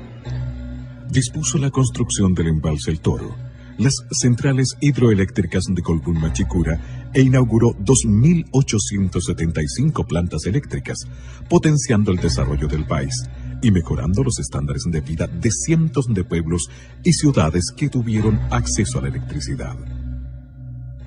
Bajo su presidencia se construyeron 2.155 kilómetros de caminos y 450 nuevos puentes. No conozco ninguno de los puentes que se hicieron durante nuestro gobierno que se hayan caído por algún problema, como también han sucedido últimamente. Impulsó, construyó y puso en marcha el Metro de Santiago, con 36 estaciones y 50 trenes. Creó la DIGEDER, hoy Chile Deportes, como un ente necesario para normar y estimular el deporte en todo Chile.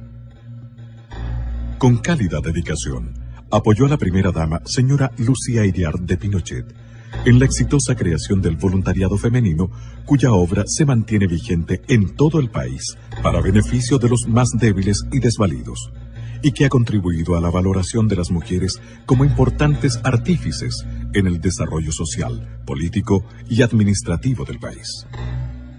En 1974, cumplió el compromiso que hicieran a la Virgen del Carmen los padres de la patria, el que por más de un siglo y medio estuvo pendiente, levantando en su honor el templo votivo de Maipú, en el sitio donde libró la batalla decisiva por la independencia de Chile. Yo creo que el gobierno militar sentó las bases para que se construyera un Chile moderno. Y yo creo que eso es lo más importante del gobierno militar. Además, durante este periodo, el gobierno chileno evitó 2 conflictos bélicos internacionales, una guerra con Perú y una guerra inminentemente con Argentina, sin ceder jamás ni un centímetro de territorio. Yo conociendo esto, ¿no es cierto?, sabiendo que venía un periodo crítico, reuní a las autoridades de Punta Arenas, y ahí me acuerdo bien claro que le dije que la guerra era lamentablemente inminente. Nosotros tuvimos, si mal no recuerdo, 3 o 4 meses en los canales del sur, con toda la inclemencia del tiempo, preparados para lo peor. Recuerdo perfectamente que el comandante del buque formó la dotación y fue con arenga. O sea, nosotros definitivamente zarpamos al combate.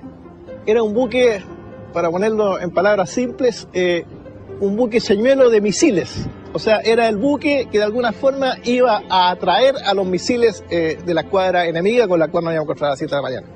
Así que la verdad, las posibilidades de sobrevivencia a ese buque eran bastante escasas. Sin embargo, cada uno cumplió exactamente con su deber y cada uno estaba en su puesto.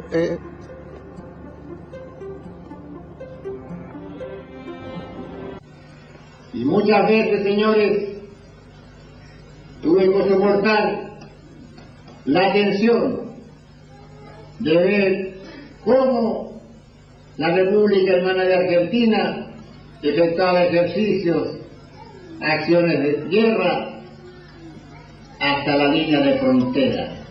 Y ahí fue cuando en esa oportunidad le manifesté al señor presidente Videla que mientras hicieran ejercicios hasta la frontera no había problema.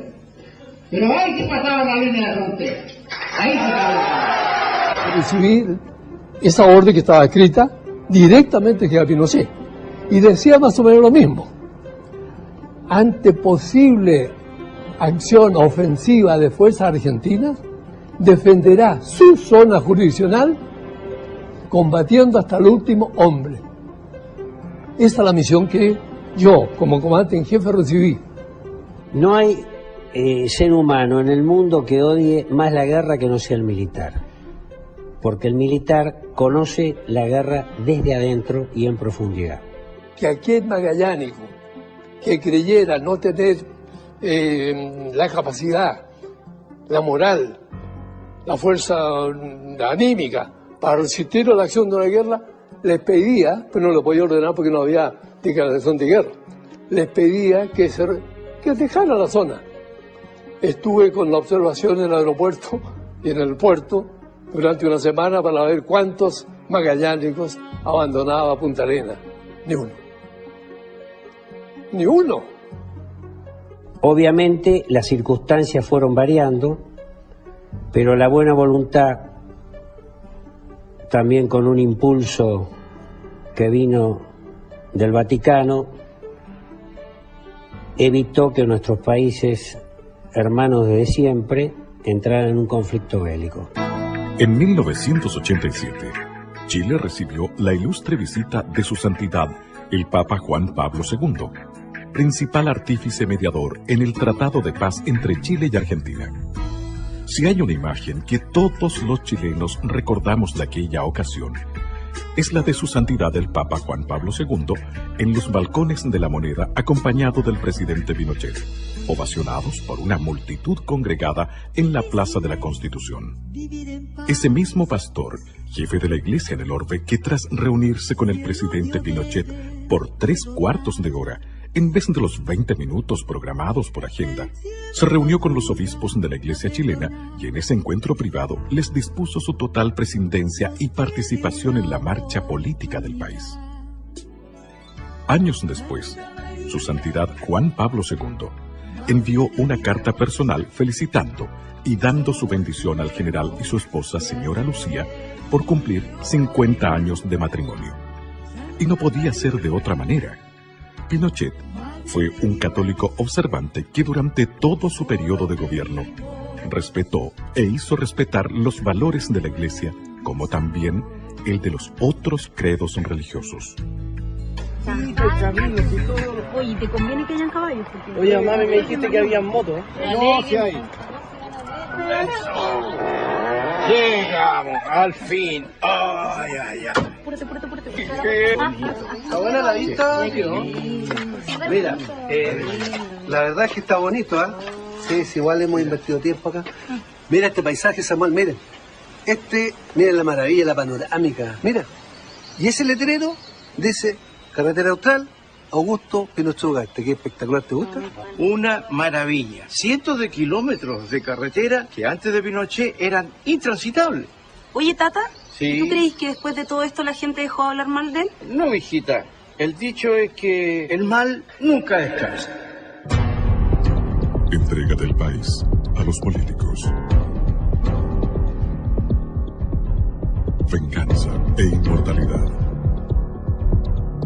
Tal como estaba establecido en la Constitución Política de la República, aprobada por los chilenos en 1980, el gobierno del presidente Pinochet llamó a un plebiscito en 1988 para conocer la voluntad ciudadana respecto a la continuidad del régimen o al traspaso del poder a la clase política.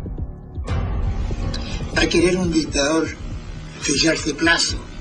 En este momento, fíjate que estamos a un paso, me han nominado y estamos a un paso de llegar a efecto plebiscito. ¿Cuál es el ansia de poder que tengo yo? Una alianza circunstancial e instrumental de las fuerzas políticas adversarias, unidas a una campaña publicitaria nacional e internacional sin precedentes, inclinó la balanza hacia la entrega del país a los políticos. Que por sobre la contingencia está Chile y sus valores permanentes. En consecuencia, acatamos los resultados que el país ya conoce. Esa imagen, que yo cuando era senador también la viví, cuando el general Pinochet le entrega la banda presidencial a Elwin, ningún gobierno de facto que yo conozca ha hecho eso. Y eso no se ha resaltado convenientemente.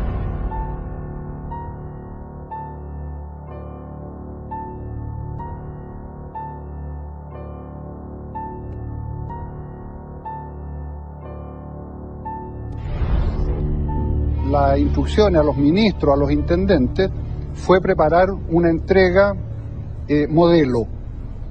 Y así se hizo en cada una de las oficinas públicas, entregar totalmente transparentado lo que era en ese minuto el organismo fiscal.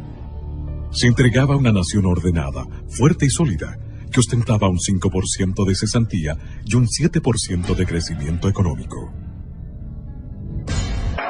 Y en este momento se ingresa ya a la sala de plenarios, con lo cual se da inicio así a la solemne ceremonia en que el presidente de la República dará cuenta de su gestión de gobierno de estos 16 años.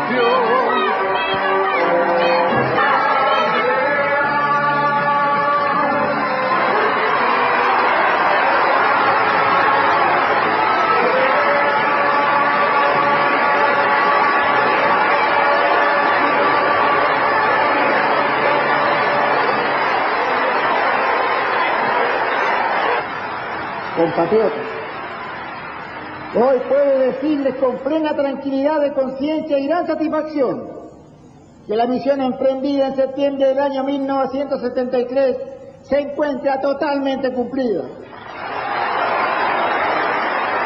Chilenas y chilenos, tengo fe en los chilenos y esperanza en su promisorio destino. La tengo porque en estos 16 años de trabajo conjunto hemos forjado una orden institucional cuya solidez y coherencia constituyen el fundamento más sólido para seguir avanzando hacia el pleno desarrollo. No olvidemos nunca que fuimos capaces de levantar a Chile de las ruinas y que hemos construido un país nuevo, moderno y pujante. En consecuencia, comprometámonos ahora y para siempre a no permitir jamás que nuestro país deje de ser esa patria orgullosa, soberana y libre que tanto amamos. ¡Viva Chile! El poder civil fue asumido por un gobierno de coalición o de concertación de partidos políticos, donde figuró la Democracia Cristiana, el Partido Radical, el Partido por la Democracia y el Partido Socialista. Patricio Elwin, su primer presidente, confirmó la institucionalidad vigente del gobierno militar al realizar solo algunos cambios superficiales, aunque prometió una transición negociada, justa y prudente. A poco andar, creó la Comisión Rettig, so pretexto de primero conocer la verdad antes de establecer la reconciliación. Porque en Chile no somos todos iguales. Aquí la ley, y sobre todo la ley penal, se aplica para un lado y no para el otro. Les quiero recordar, sobre todo a los jóvenes, y les quiero decir, porque es así, que la ley de amnistía, que es una ley vigente en Chile, se aplicó a más de 1.400 personas. Se aplicó, vale decir, 1.400 personas salieron en libertad. Ahí salieron la gran mayoría terroristas, delincuentes. Y cuando se trató de aplicar a militares y carabineros, el Poder Judicial negó esta condición y no la aplica. En nuestros días, dirigentes del Partido Comunista Chileno siguen afirmando que no descartan el empleo de la lucha armada. Don Patricio Elwin hizo uso de una facultad constitucional de aplicar un indulto. Y en lo que se refiere al personal militar que se encuentra procesado, que se encuentra condenado, y a alguno que ha muerto en la cárcel, se ha estimado por quienes tienen el poder político de no aplicar esta facultad que es discrecional del presidente de la República, o no legislar a este respecto. Olvidando la experiencia del asesinato de Pérez Sujovic, el presidente Elwin indultó a los terroristas que habían estado en este bando. Bajo su mandato, murió asesinado por estos terroristas el senador Jaime Guzmán. 4 años después, otro demócrata cristiano, Eduardo Frei Ruiz Tagle, inició el segundo gobierno de la Concertación. Buenos días, guardia.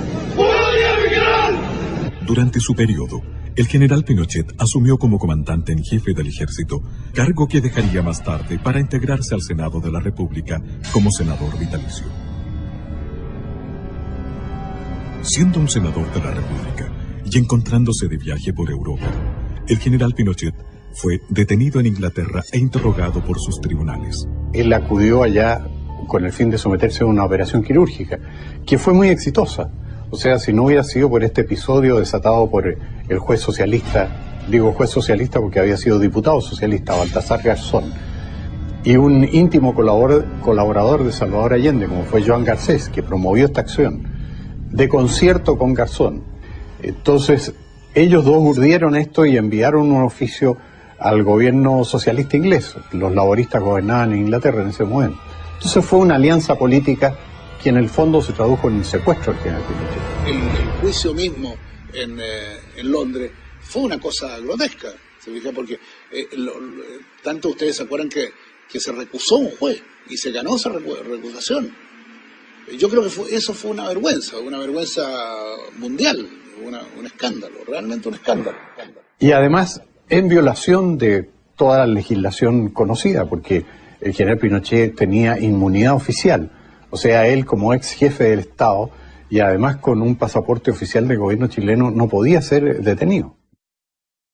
La noticia de su detención provocó gran revuelo mundial. Los medios de comunicación marxistas y socialdemócratas connotaron el hecho como un triunfo de la democracia. Y queremos decirle al juez Garzón que lo entienda muy bien. Chile ha sido, es y será siempre un país libre y un país soberano.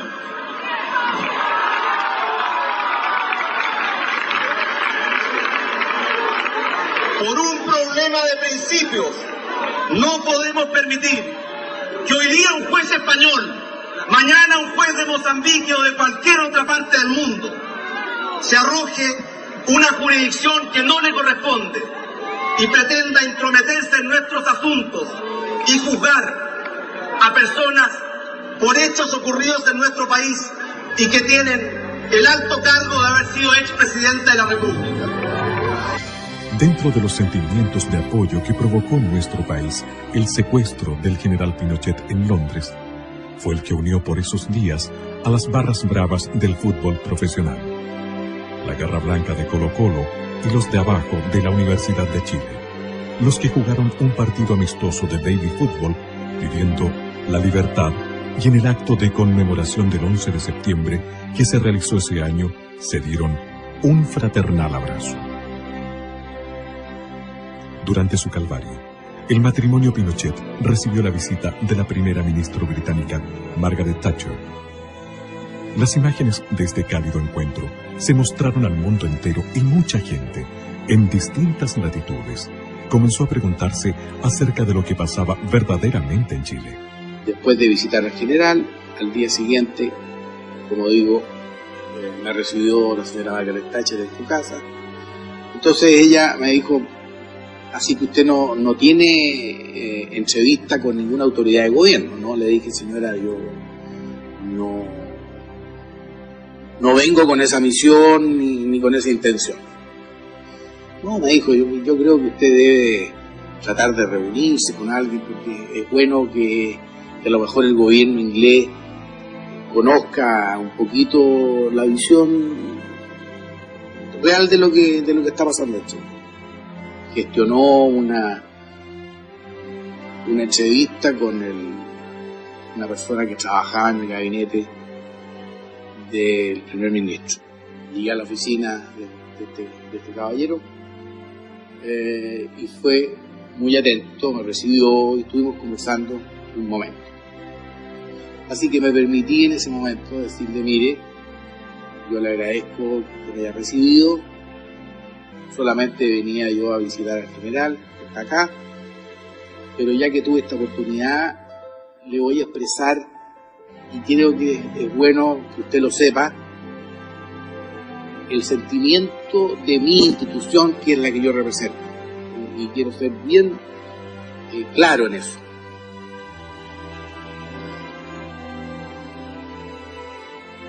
Nuestra institución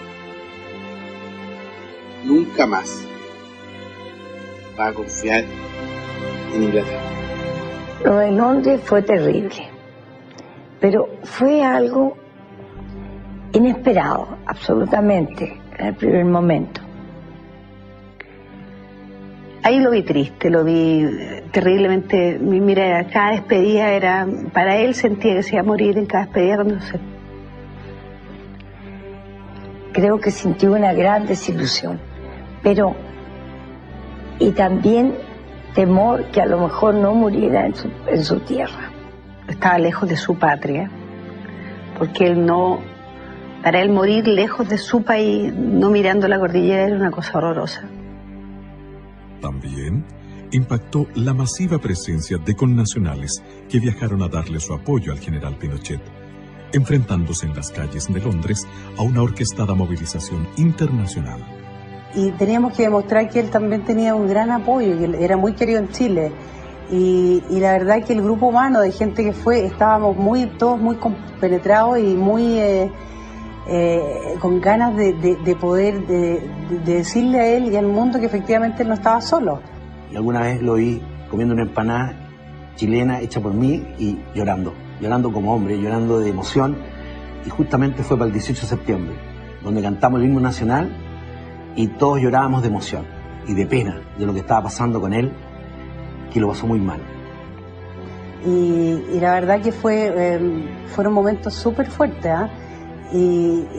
Y la gente, incluso la gente que vivía allá, los chilenos, nos miraban y no podían creer, decían cómo había gente que había venido de tan lejos a demostrar su cariño por él. Cuando yo acompañaba a mi capitán general en Londres, cuando lo fui a cocinar, lo que le dolía a él eran los traidores. Porque me decía, Coquito, los comunistas siempre me odian, tienen derecho, pero los que me cargan son los traidores. Así que usted, si alguna vez le dio la mano y él se la dio con cariño, no puede traicionarlo, porque está traicionando a su país. Y eso me duele a todos los que tenemos buena memoria. Así que, ojo, porque la cuenta se pasa. Los políticos tienen que saber a dónde van. Y espero que conduzcan bien este país, porque lo veo bastante complicado. En diciembre de 1998, desde Londres, el general Pinochet envió a los chilenos una sentida carta. A través de sus párrafos, es posible avisorar la absoluta claridad que él tenía acerca de las razones y de los gestores de su detención. Impedido de regresar a mi país y viviendo la experiencia más dura e injusta de mi vida, expresaba la carta, quiero agradecer a mis compatriotas todas las nobles muestras de cariño y apoyo que me han dado. He sido objeto de una maquinación político-judicial, artera y cobarde, que no tiene ningún valor moral, mientras en este continente y específicamente en los países que me condenan mediante juicios espurios, el comunismo ha asesinado a muchos millones de seres humanos durante este siglo. A mí me persiguen por haberlo derrotado en Chile, salvando al país de una virtual guerra civil. Ello significó 3.000 muertos, de los cuales casi un tercio son uniformados y civiles, que cayeron víctimas del terrorismo extremista. Más adelante, aclaraba, si con mi sufrimiento se puede poner fin al odio que se ha sembrado en nuestro país, quiero decirles que estoy dispuesto a aceptar todos los designios del destino con la más absoluta confianza que Dios, en su infinito amor, sabrá hacer fecundo este sacrificio que le ofrezco para que triunfe la paz, y en el amanecer ya del nuevo siglo, sean los chilenos un pueblo unido y reconciliado como el que siempre soñé alcanzar a ver. Finalmente, Inglaterra dio cuenta a tiempo que su justicia no podía ser dirigida por un juez español que estaba gastando su presupuesto y prestigio y que ello no la llevaba a nada beneficioso. Era arbitrario, o sea, no tenían por qué tenerlo preso los ingleses. Gracias a Dios que fueron los ingleses y no los españoles. Fue una gran emoción saber que volvía, y también a la vez algo increíble, porque no podíamos creerlo después de tanta tensión, tanto momento difícil. Fue como el término de una pesadilla. Y ya el hecho de ver en la televisión cuando el avión despega en dirección a Chile, ya fue como, bien, era verdad, en realidad. El gobierno dispuso que el general Pinochet no fuera recibido con los honores que merecía, y que miles de adherentes esperaban que así fuera. Sin embargo, el general comandante en jefe del ejército, Ricardo Isurieta, lo recibió como correspondía. Era senador de la República, expresidente, había sido excomandante en jefe. Entonces, el hecho que estuvo tanto tiempo en Londres para nosotros era una situación que no era grata. Las imágenes de esta recepción, al ser publicadas en la mayoría de los medios de comunicación internacionales, de nuevo hicieron cavilar sobre lo que verdaderamente había sucedido en Chile. La historia de Chile no comenzó el 11 de septiembre. El 11 de septiembre es el día último en que Chile se destrozaba y se caía a pedazos. No amanecieron con ganas de tomarse el poder. Lo que hicieron fue a petición de la inmensa mayoría de chilenos, incluso de aquellos que hoy día dicen que no, incluso de aquellos que en ese momento fueron a dejar su anillito y dieron plata y hoy día dicen que no. Incluso con ellos, incluso aquellos que fueron parte del gobierno militar entre 1973 y 1975, como fue la democracia cristiana, y que no intenten decir que no, porque la historia no se puede falsear.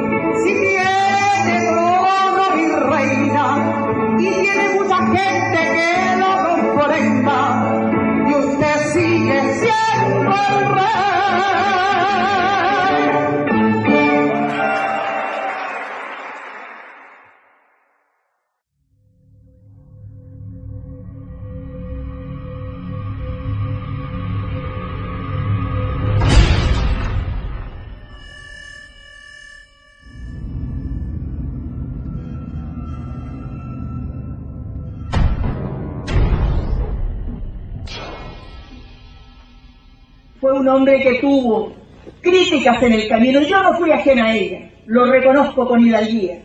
Pero como se lo dije en privado, hoy día se lo repito en público.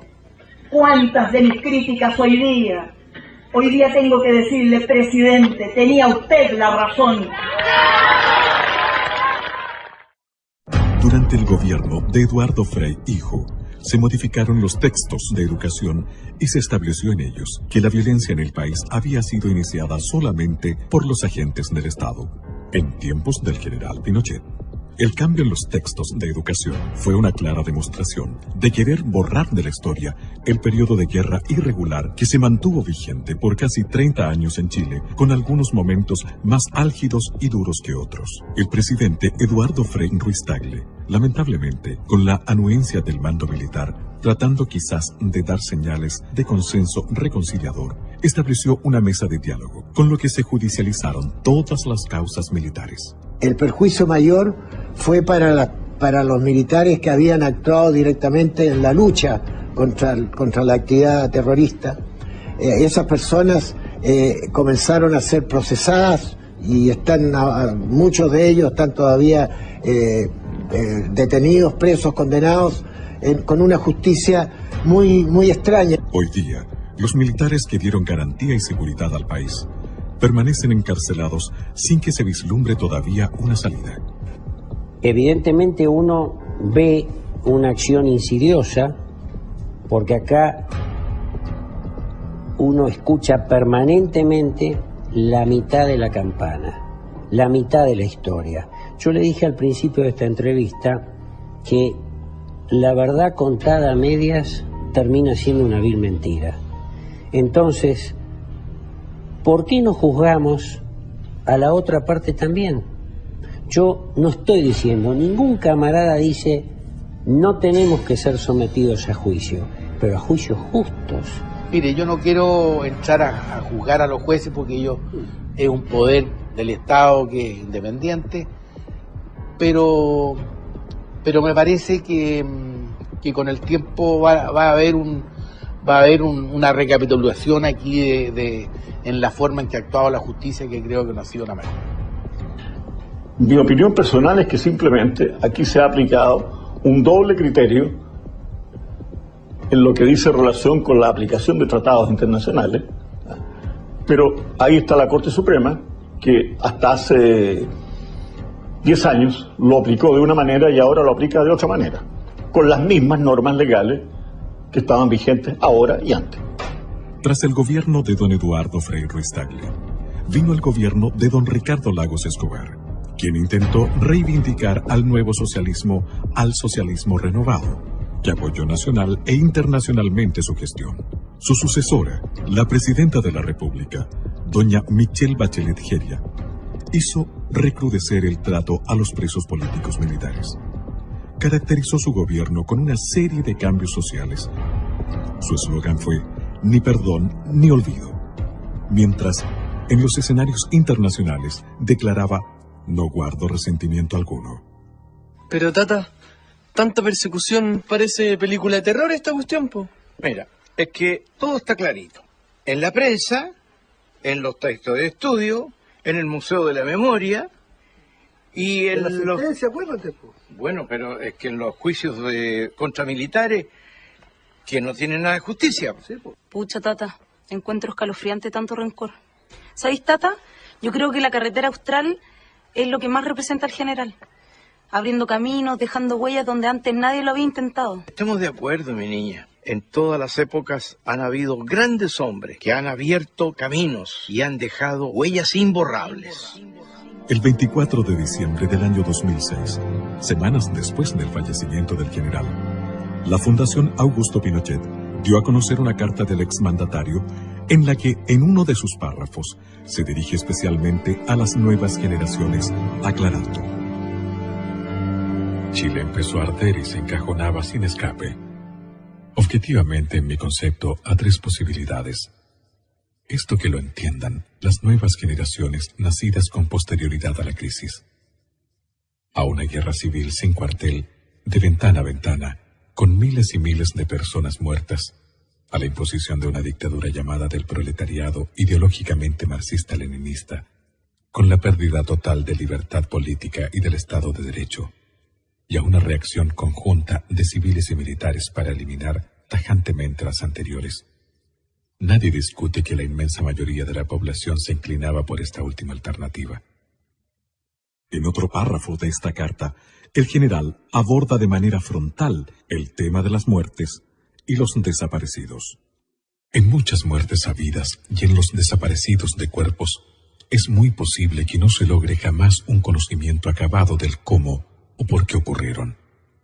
No se puede descargar con simpleza la responsabilidad de un sinnúmero de extralimitaciones porque no hubo un plan institucional para ello. Los conflictos graves son así, fuentes de abusos y exageraciones. En los enfrentamientos habidos en la historia, el resultado en cuanto a pérdidas de vida y las deshumanizaciones son parte de su definición. Finalmente, la carta concluye con una exclamación que parece surgir desde el alma misma del general Pinochet. ¿Cómo quisiera que no hubiese sido necesaria la acción del 11 de septiembre de 1973? ¿Cómo hubiese deseado que el presidente Salvador Allende no hubiera incubado en su ideario el propósito de transformar a nuestra patria en una pieza más del tablero dictatorial marxista?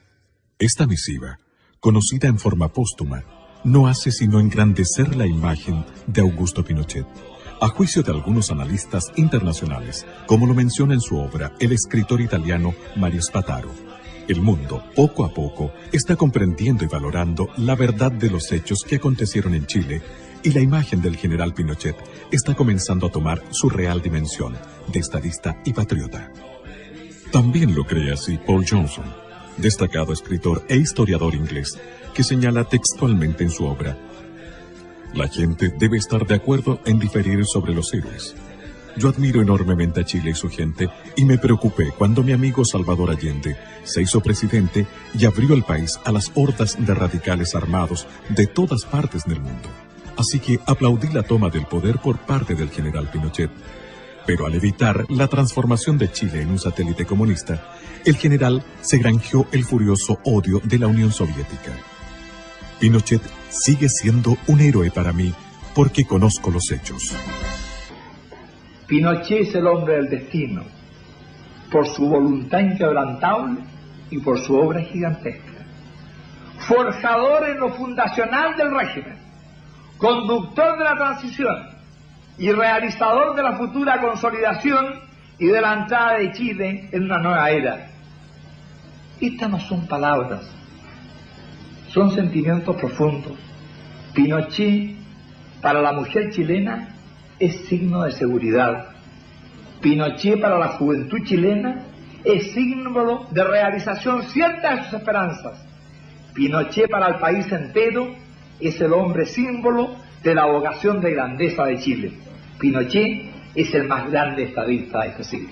Muchas gracias. Quizás el acto revanchista menos honorable de parte de la coalición gobernante y de su presidenta en esos momentos fue aquella orden política dada al comandante en jefe del ejército, general Óscar Izurieta Ferrer, con motivo del fallecimiento del general Pinochet, de no hacerle funerales de jefe de Estado y que no tuviera cortejo público.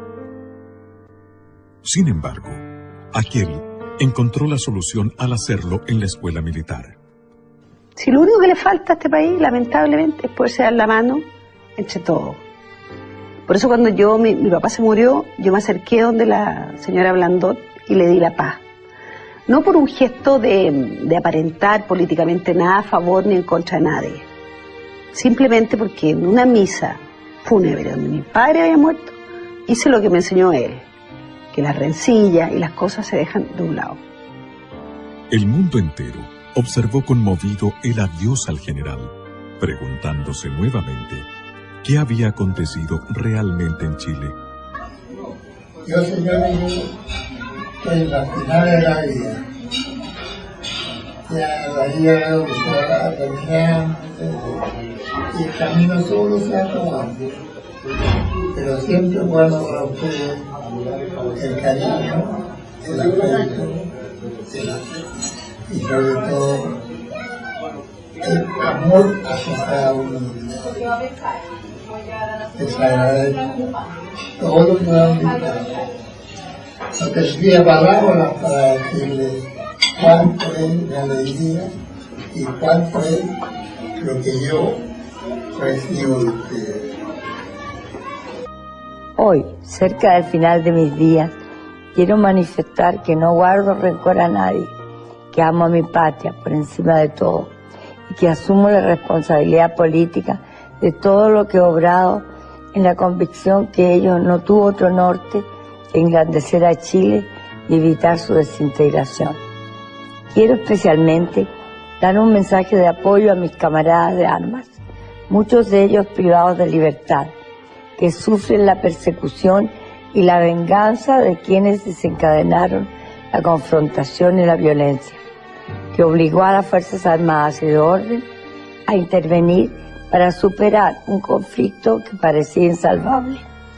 Gracias a su coraje y decisión, Chile pudo transitar entre la amenaza totalitaria y la plena democracia que nosotros restablecimos y de la cual gozan todos nuestros compatriotas. Reitero lo que he dicho siempre, yo asumo la plena responsabilidad política de lo sucedido.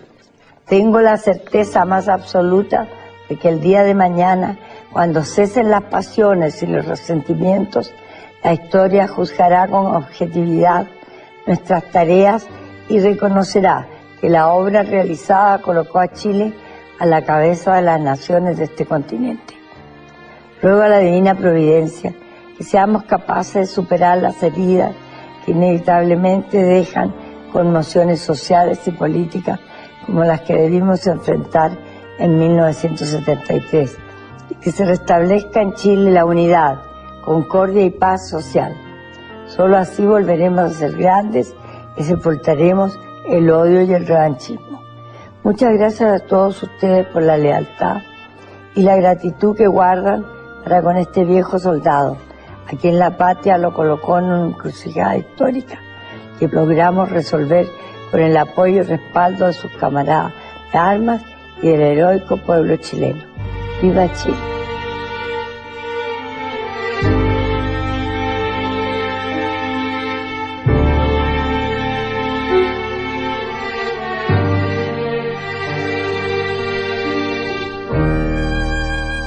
El 10 de diciembre del año 2006, a los 91 años de edad, tras 33 años de protagonismo en vida en la historia de Chile, el general Pinochet abandonó este mundo para situarse entre los inmortales de la patria.